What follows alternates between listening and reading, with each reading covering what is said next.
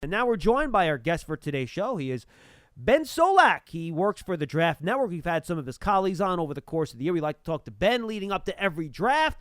Ben, you got Medow and Schmeelk here in the Northeast. You are about 10 days away from about like 350 days worth of work getting ready for this? Does that sound right? Yeah, something like that. Don't like to think about it too much. It really puts things into perspective. We're excited for draft week. It's our Christmas. And certainly the anticipation, all the work we've put in, we're excited to see this class finally find some landing spots. And then we'll spend May talking about those landing spots. Yeah, absolutely. Before we get to our day two prospects, which is kind of what we want to focus on with you, I know you guys at the Draft Network do a great job deep diving, not just on these first round guys. I want to put to you the scenario that we had with our mock draft on Friday, where we played this out, and I think it was pretty realistic, where the first 10 picks in the draft were all offensive players. The Dallas Cowboys, you might be surprised, they did take Rashawn Slater over Patrick Surtain. That was the 10th player off the board, and not one defensive player was gone. The Giants were up at 11. If you're in that situation, Ben, and you're the Giants, where do you look in terms of where you're getting the best value for a player there? And also, of course, consider some need the Giants might have in that spot, too. Right, so it's a weak defensive draft. Whether or not one or two defensive players goes in the top 10, it's a weak draft overall. And so the Giants are in a bit of a tricky spot. When we were in season and they were picking off in top 10, it was even trickier. So 11 is a little bit better. Basically, you're looking at the top of the corner class, Patrick Surtain out of Alabama, J.C. Horn out of South Carolina. And also the top of the edge class may be starting to come into play here. Jalen Phillips out of Miami is the wild card. He's a very, very good player. A really dominant tape in Miami in his final season. But he's a transfer from UCLA who medically retired from football because of concussion background. Different teams will have him on or off the board relative to where their medical staff places him, if they think that he's going to be available for the majority of his rookie contract or not. And so Phillips here's the big wild card. I think Surtain, Horn, and Phillips would be the three you'd like to be having the conversation about. I think Phillips makes the most sense for the Giants, given you've added Adoree Jackson and James Bradbury in back-to-back off seasons. You do have your Lorenzo Carters and your O'Shane Zimmer's of the world, but I think a dominant pass rusher would be welcome in New York. It's a question of whether or not they have Phillips on their board and are willing to take that risk. The rest of the edge class, Kwity Paye out of Michigan and Diesel Delary out of Georgia, they're fine players. I don't think I'd like to take them this early. I'd prefer to take them with a trade back. We saw Rappaport just a few hours ago speculate that the Giants could be willing to trade back, but of course, Dave Gettleman historically has not done so. So that's something that if they do it, I'll like it, but I'm not going to hold my breath expecting them to go for it. So, Lance, I will let you ask Ben then about the guy you did select. Well, that was going to be my next exact question. I said one guy you didn't name, Ben, was Micah Parsons. I know you were referring more towards the edge rushers. I'm just curious your take on Parsons and whether or not he warrants being in the conversation at 11. I think we start welcoming Micah Parsons into the conversation at 11. The athleticism is exciting. It's tantalizing. We don't typically see linebackers with this much length and then this combination of length and explosiveness in every single class. And so when you think about where Tremaine Edmonds went to the Bills in the middle teens a couple years ago, that's about what we're looking at here with Parsons. Again, a young prospect, again, an ascending prospect. The tricky thing for Parsons here in New York is you have Blake Martinez, who's I think already going to be your established quote-unquote Mike backer for this defense. They like the amount that he put out, the production, the tackle production. So you're now going to either ask him to play weak side next to Martinez, who's going to be a run-and-chase player. He's going to have to play sideline to sideline.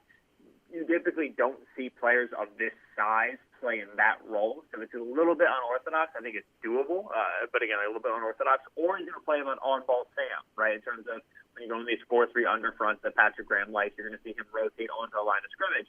He was a high school edge. This, again, can work. It's just something we didn't see him do at Penn State. So if you're going to take Micah Parsons, you're going to have to get creative with how you use him. It's a similar conversation we had with Isaiah Simmons last year. Now, Simmons ends up going 8 to the Cardinals, but didn't necessarily have a great rookie season. And it's because players like this often take time just to figure out how exactly we want to get them on the field. What do we want their primary position to be? How is that going to affect the parts of the playbook that they're comfortable with, the downs we play them on, so on and so forth. So Parsons, is an ascending prospect. I'm not sure for the Giants he's an immediate high impact on the field in year one defensive prospect. John, if I could just jump in with a quick follow-up. Yeah, absolutely. I have to cut you off. Yeah, please. You bring up an interesting point, Ben, because what I always emphasize is, and evaluating whether or not a guy's going to be impactful in year one versus if you're going to take somebody in the first round and you get the 4-year contract, the 5th-year option, I would argue you're not just drafting the guy to be that immediate impact year one. You want him to then warrant the second contract. So how much then does that enter the equation when evaluating a guy like Isaiah Simmons and Micah Parsons through your lens where, okay, maybe they don't make the immediate impact you anticipated year one, but you're really going to reap the rewards in year 2 and year 3, which to me adds further value to that length of the contract? Absolutely. That was the very next thing I was going to say. It was going to be you don't want to just be drafting for year one. And so if you're confident in your defensive staff and your ability to develop a player like Micah Parsons, who was an edge in high school and had 1 full year and change of real starting at linebacker, this big body type, and how is he going to move and how are we going to line him up? If you're confident that you can solve that riddle, then yeah, you take a long on-ramp of year one, a learning process in year one, for the impact you get years 2, 3, 4, and then beyond into that second contract. Absolutely. So Parsons is a swing. It's a big, healthy swing and a fastball. We're going to try to hit this puppy out of the park.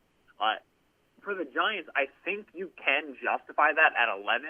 Where this conversation gets tricky is when we typically talk about top 15 or so picks. Those are usually consensus first-round players. We usually have about 13, 14 consensus first-round players in a class, and then it starts to get into guys who some teams have as first-rounders, some don't, and then whatever, so on and so forth. Usually when you're picking low teams, this is a player that you expect to have an impact in year one. So you do have to really be hoping that you get that high-caliber play in year 2 and year 3, because you are going to be taking a little bit of a discount on year one play relative to what you expect from the 11th overall pick. I wouldn't mind the Micah Parsons pick at all. It's just it is a big swing. It is a bit of a risk. And if they go for it, they have to put a lot behind Patrick Graham and that staff to develop Parsons appropriately. All right, then I got the pick in the second round, Ben, and I was in a tough spot. It took me a while to take my pick. I ended up taking Joseph Osai, the pass rusher out of Texas, and my argument there was I really want an offensive lineman, right? But at that point, most of the top guys were gone. The 2 guys that were on my rankings for offensive line were Osai's teammate, Sam Cosme, and also Liam Eichenberg out of Notre Dame. But in my opinion, since they brought Solder back for another year, they drafted Matt Parrott in the 3rd round last year, the Giants have more of a needed guard right now than tackle. And my thought at that spot was, look, I feel pretty confident that I can grab a guard, a guy that can play guard, whether it's a guy you're converting or a straight-up guard, at the top of round 3, but all the edge guys that I like are going to be wiped out by the time you get to round 3. Just to keep in mind, Joe Tryon was gone, Rousseau was gone, all those other first-round edges, to Kwity Paye, the Phillips, all those guys were all off the board. Peyton Turner was still there. I'm not sure he's a 3-4 fit for the Giants necessarily. Do you think I took the right tack there in trying to look ahead to round 3, or should I have just said, no, to heck with this, pick Eichenberg, pick Cosme, plug him in at guard, and then, try to figure out edge down the road? No, I like your approach. I always say if there's a position that you can get a starter at in day 3, let alone round 3 in the NFL draft, it's usually guard. We can get away with just let's get a body type that we like, let's get a big fella, let's put him in a phone booth and have him install for us. Usually we can pull that off. Shane Lemieux is a good example out of last year's draft. It's a day 3 pick, He was put into starting time, and he was fine. I mean, do you want a line made of Shane Lemieux? Probably not. You want some higher caliber players. But Lemieux can get the job done for you. And that's the yeoman's position there at guard. And so that shouldn't discourage you if I love a guard. I have him highly ranked to go out and get him. Impact players matter, no matter the position. But that's the spot where you can get away with it, as opposed to edge, which I agree with you. The Giants right now, I think, have some attractive depth at edge. I think a rotation that has like the guys I brought up previously, O'Shane Gimenez and Lorenzo Carter. I think that's a good. If Eddie had a Nico, that can work for you. But if we're going to add to it, let's add a high impact player. And at a premium position like edge, those players are required with early picks. So Joseph Osai, really good 3-4 fit, good stand up rusher, brings quickness on the outside arc, and then has the ability to drop. He, unlike Parsons, is a linebacker to edge convert. Right, he went the other direction. So He has some of that background dropping out into short zones. He makes a lot of sense. I prefer Peyton Turner as a player, but I agree with you. In terms of the Giants archetype, Osai makes a lot more sense for their board. And so I would say, yeah, you want to go for a higher impact position, a premium position with those early picks, and then try to get away with later picks and with a rotation on the interior offensive line. That only works for so long, but the Giants have more than a few needs, picking top 12. So in this case, I think, yeah, going edge earlier makes sense. Lance, I want to follow up really quickly. What guys do you think will still be sitting there, Ben, at the top of round 3 that you can get in there at guard relatively quickly, whether it's a convert like a Jalen Mayfield or a Jackson Carman or, someone like, say, Banks out of Notre Dame? Who are some of those guys that you like that could be there at the top of round 3 that I can plug and play a guard and feel pretty good about what I'll get out of them on day 1? Yeah, Aaron Banks is going to be my first name, right? I talked about get a big guy in there, let him work in a phone booth. Aaron Banks, 6'5", 335. That'll do just fine. So he's got big time stopping power, big time length. This is a tackle size body who is a multi-year starter at guard for Notre Dame, and so I like that. I like Deontay Brown out of Alabama for the same reason. 6'3", 350. He's a road grader. He's a real big, wide fella. I'm not sure you're going to get him that early round 3. He might go beforehand. But Banks will definitely be there. Sedarius Hutcherson, 6'4", 320, South Carolina, multiple-year starter at guard. Ben Cleveland, Georgia, 6'6", 350, multiple-year starter on the interior. How about Trey Smith, Ben? You like him? I do. Trey Smith was a very high-caliber recruit coming in, played tackle and guard at Tennessee, missed an entire season, had some blood clotting issues that are going to be checked out by the league. The league loves high-caliber recruits. They love those 5 stars. Smith never really developed. He came in good, he's leaving just good. You know what I mean? And so there's I don't think he got great coaching at Tennessee, but you'd like to have a conversation with him and the people around him to make sure he's a good learner, make sure he's a good guy in the locker room. If so, the ceiling's quite high, guard or tackle. So he's a little bit more of a swing as opposed to these guys like Cleveland and Banks. I think he's going to plug and play, get solid NFL play out of them, and be happy with it. Ben, I want to stay on the offensive side of the ball as we target some of the guys in the second and the third round who are at least are projected to go in that neck of the woods, or who knows, maybe even they drop further.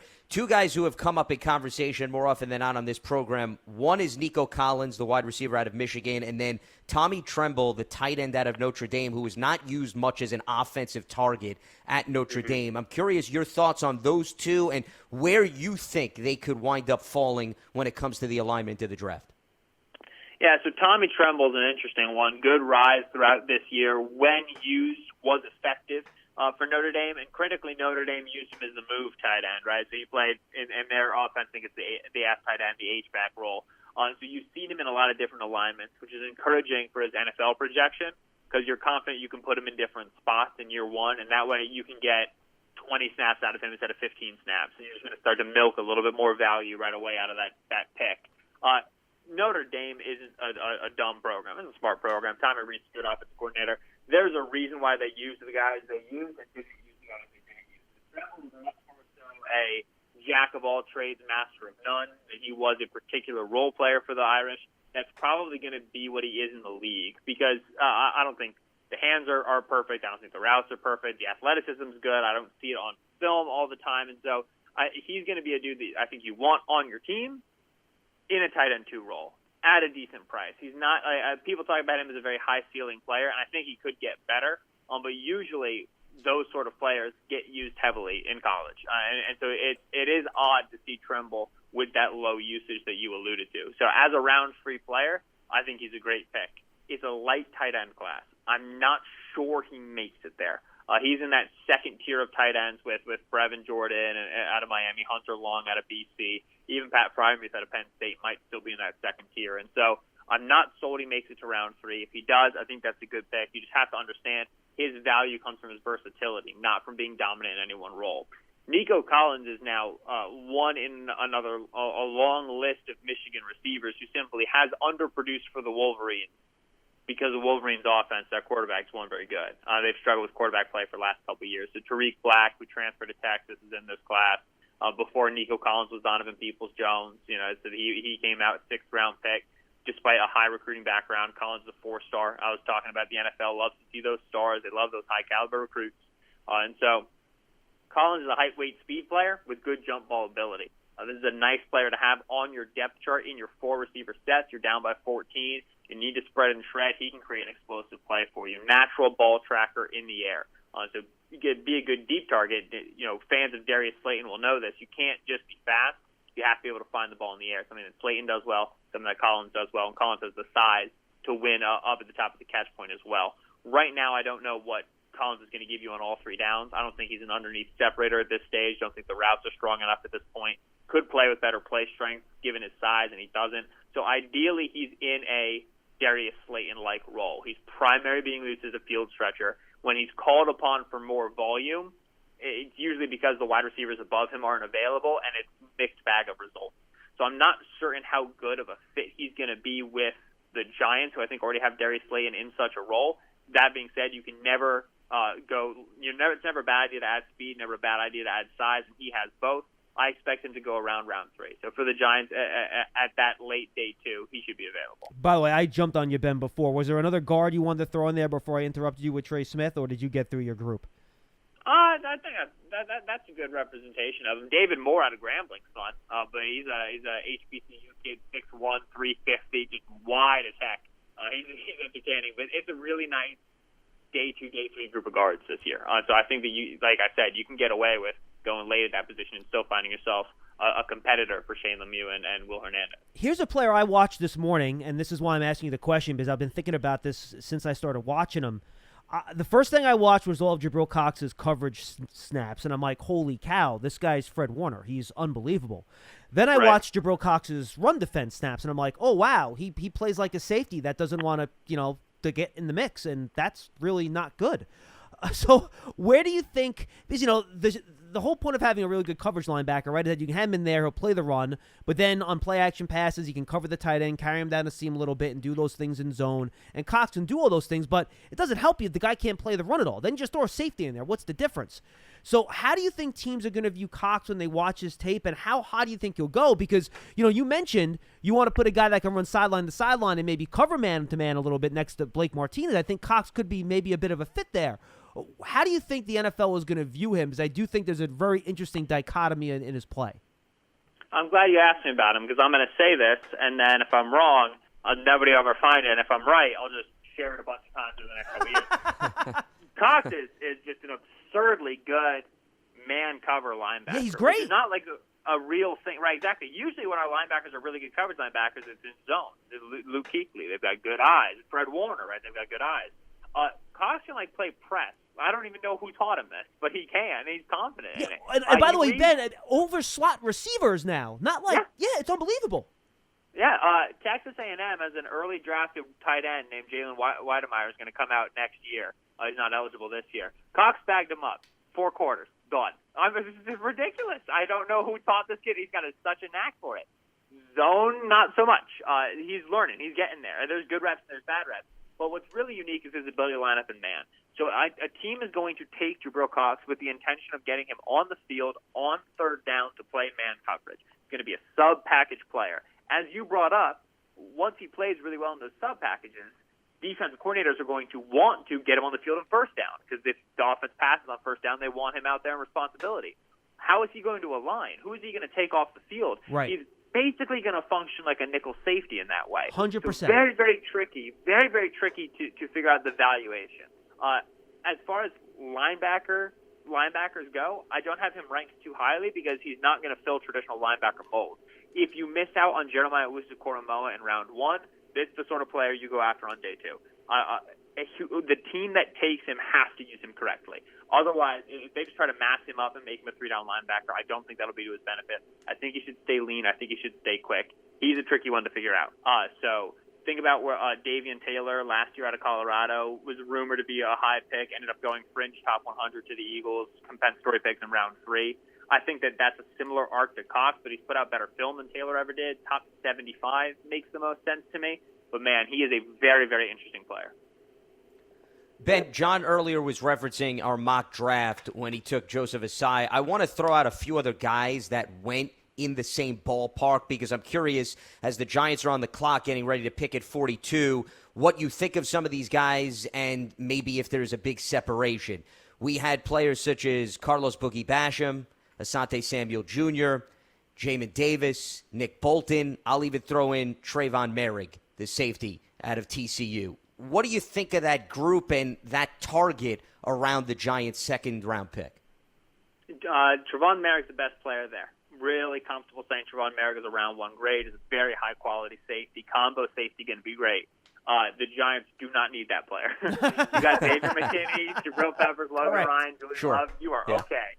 So that's a great player. I'm surprised he made it down there. I don't think the Giants need him, but he's good. Asante Samuel is also a very, very good player. Corner out of Florida State. Zone eyes, cover two. A lot of what Patrick Graham would want his corners to do, Asante Samuel does well. Can hop up in the line and play press man and can do it tough. Again, I'm not sure how much they need this player. It depends on how much faith you really have in Adoree Jackson, given the deal that they gave him. I think they have a good amount of faith. You already have Darnay Holmes. I think you like his potential as your nickel. So I don't think they would need Asante Samuel. Wouldn't hate it at all. I think that acquiring good cover men is 100% of the time a good idea, but I don't see the need there too much. Carlos Basham, love the player. He's much more so a collapse the pocket interior power rusher. And I don't say interior in the sense where he lines up, because he'll line up some sub-package 3, but largely Wake Forest lined him up at 5-tech outside the tackle, but then they're having him crash inside. He's going to be a through you to inside of you pass rusher. The Giants need outside pass rusher. You have B.J. Hill, you have Leonard Williams. You have guys who can line up on the outside shoulder of a tackle and then take him inside. You need guys who can high side rush on the outside. For that reason, I don't think Boogie Basham necessarily makes the most sense. Jamin Davis would be very interesting to me. We talked about Jabril Cox having that Davian Taylor kind of projection. Jamin Davis is another one, 6'4", 229, built like Isaiah Simmons, ran like Isaiah Simmons, really nice. Just very little starting experience. The Kentucky defense didn't use him as creatively as the Clemson defense did Isaiah Simmons. Rumored to be a first-round guy. Another, if I trust my defensive staff, this is the sort of body type I want to give them, because this is a ludicrous athlete playing on the defensive side of the ball. And the fifth name you said was Nick Bolton. Nick Bolton. I appreciate who Nick Bolton was, the college player. He was very fun to watch in college.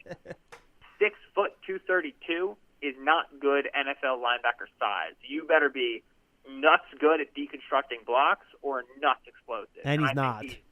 I think he's fine at deconstructing blocks, and I think he's fine at explosiveness. So if Bolton makes it, it'll be a testament to his toughness. It'll be a testament to his vision, because sometimes he's really good anticipation. But is that a bet that I want to make? Not that early. I'd rather bet on my outliers a little bit later as opposed to betting on them with a top 50 pick. So on that board, from what I'm hearing was on there, my conversation would have been, Joseph Osai, Peyton Turner, like I said, a player I really like, maybe a guard or a tight end, depending on who was there, but probably Osai would have been where I leave. Second group of outside corners, and I'm going to leave Asante Samuel in that kind of end of that first group along with Newsome, right? So let's take Newsome, Samuel, Farley, Surtain, and Horn off the board.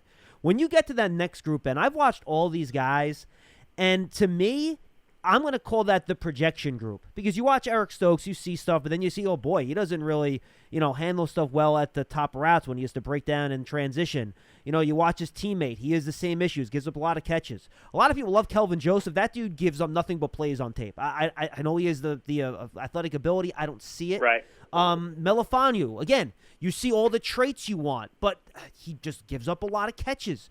Your thoughts on that next group of corners that's, are going to probably start going off the board, pick 40 maybe, something like that, through that third round?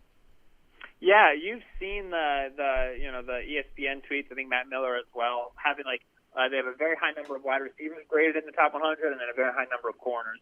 I'm with them on wide receivers. I don't see it with corners. Yeah, neither do I. I'm with you. Yeah, this is a top-heavy class. I would be tripping over myself to get one of Patrick Surtain, J.C. Horn, Greg Newsome. Caleb Farley is out of Virginia Tech is a big question mark, the back injury, of course. And then Eric Stokes as well. Stokes tested not just good, he tested great. You're willing to, I think, take a swing on that top 40. That physical ability allows you to play pretty much any alignment with him and expect him to be able to check the boxes in terms of what's required of him.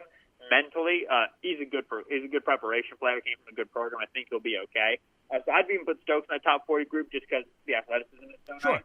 After that, developmental outside guys, And then you've got some, I think, fun cover 2 guys. I really like Asante Samuel, but I understand size-wise, you're going to limit him for some teams. He's 5'10". Same is true of Elijah Molden out of Washington. Love him. Think he's a great zone player, very instinctive.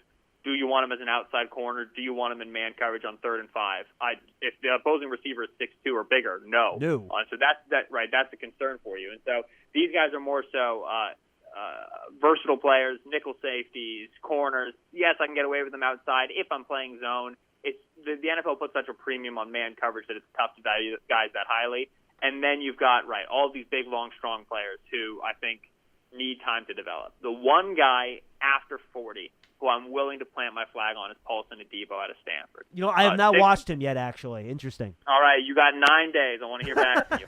Paulson Adebo out of Stanford, 4-star wide receiver corner recruit who was going to go to Notre Dame as a wideout, but really wanted a Stanford offer. Got it late, but Stanford said only if you're going to be a corner, and Adebo said that's no problem. Shows up, is able to get playing time as a freshman. Again, he was a wide receiver corner in high school, so he had some experience. He had playing time as a freshman. As a sophomore, 2018 season, dominant. Unbelievable ball production. These guys with wide receiver backgrounds are often quite good at reading route distribution because they've been on the other side of the ball. He has that clearly in spades. Good ball skills, good line. 2019 was not as strong. The ball production in 2018 was probably just a little bit of an outlier. 2019 is more down to earth, but the route recognition remains, the closing speed remains. Another more so off-cover guy, but he can still play man from catchman alignment, so 5-yard alignment. I'd be willing I'd want to commit myself to him in round 2. So Paulson is the name I would add, but in general, that developmental corner group that you talked about, the projection, it is a lot more uncertain than I think it's being billed as. A lot of bodies. Lance, you got one more, or are you good? Well, no, the only other thing that I was going to follow up as we are up against the clock, but all great stuff out of Ben, so really appreciate the time and the insight here. You alluded to earlier that if the Giants or another team were to wait on trying to find maybe a starting caliber guard, Ben, if I heard you correctly, you could get away with some of the later rounds. I'm curious, outside of guard, what's another position, if the Giants wanted to play the game of patience, that you think they can maximize value as we get beyond the 3rd round in this year's draft? So it's always true of wide receiver because wide receivers are so deep every year. There's so many different body types. There's so many different roles. It's also, I think, true of safety this year. It's not a very good safety class at the top, so you have a lot of incomplete role players, developmental guys that are just going to fall into round 3 and round 4. As we joked earlier, not necessarily the best class, not necessarily the position the Giants need to be going after because they're really strong there. So I'll say linebacker. This is a good year for linebacker. To me, it's the strongest defensive class. After your top guys, your Micah Parsons, your Zaven Collins, your Jeremiah Cormoas, he's a little bit of like a linebacker safety hybrid. You're going to get a smattering of decent-sized guys who are able to play run and chase will for you, which is a role that the Giants could fill. We talked about Michael Parsons. He's not the traditional body type for it. But if you look at a player like Pete Werner out of Ohio State, 6'3", 240, he's a little bigger, but he can do that job. Jabril Cox, 6'3", 235. Yep. Cam McGrone, 6'1", 235. Yep. Derek Barnes out of Purdue is your on-ball Sam, 6'1", 245, ex-edge at Purdue, and then transition to off-ball linebacker. I'm a very big Tony Fields fan, 6'1", 225. He's more so of your box safety, Jabril Peppers type, but he is a very good player. Played light for the Mountaineers last year. So it is a good linebacker class in terms of depth. And linebacker is always a spot because we're not really seeing 3 linebackers on every single down all the time in the league anymore. Linebacker is a spot where you can go get a role player, have him play 30-35% of the snaps. Is that really a starter for you? Probably not, given the way that Patrick Graham plays his defense. But it's an important role, and if you can fill an important role round 3, round 4 later, that's a big win in the draft. So I do like the depth of linebacker class this year. Safety and wide receiver as well. Those are the positions that I think are deepest. That's what you would be targeting on day 3. All right, Ben, final one. If you had to plant your flag on one edge rusher, either, I guess round 2, though I think that might be too easy, and take Peyton Turner out of the mix. If there's one guy that you really like that maybe other people you don't think are high enough on that at the edge rusher position, who is that for you? You made me take Peyton Turner out of the mix? Yeah, I'm making you take Peyton Turner out of the mix. I'm big on Deo Diengbo, who's the edge out of Vanderbilt, who many people have noted if he could have tested would be higher in this draft. He had an Achilles injury before the Senior Bowl. I agree. 6'6", 265. I talked about how are good players used. Vanderbilt took Odeyingbo and said, all right, this is our best player. Let's put him everywhere. So they lined him up at 5 tech, 3 tech. They put him up over the nose at 0 tech. He's 265. They put him all the place, stand up, outside, made him drop. They just used him for everything they possibly could because they knew he was their best athlete. That means that developmentally he doesn't have the rush arsenal you'd like to see on the outside edge where he's going to play. But he can line up as a big body 5 tech for you and play the run.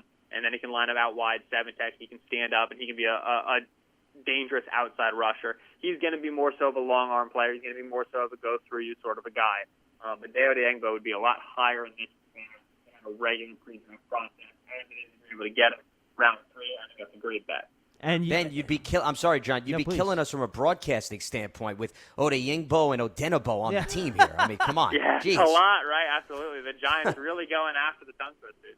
And by the way, you also seem very anxious to say why you love Peyton Turner so much, or you can do that too. Yeah, well, so everything that Odeyingbo might be, we know more about with Peyton Turner. He had really good testing. He ran a sub 7.1 cone at 6'5", which is just nuts. Was a basketball recruit initially, then transferred over to football. Did not know the game, did not know his position. Houston was trying to play him as a rush 3 tech at 285 pounds. Cut some weight, started playing as a stand-up outside rusher. Still learning the position, yes, but there's the flashes of quickness and power blend are stupid.